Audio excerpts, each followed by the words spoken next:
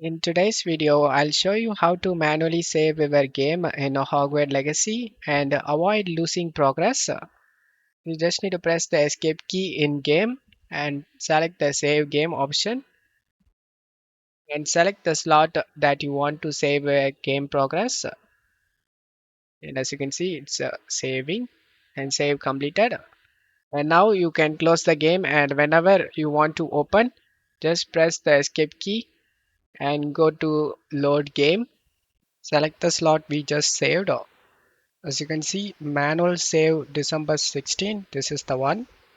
Just tap on it and press the spacebar to load that game.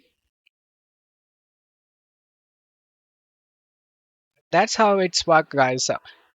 If your game is still not saving, then check my video description for this video. Just watch this video and this video I will fix the game not saving problem. I hope this video helped you guys. If the video helped you, don't forget to leave a like and subscribe. Thank you.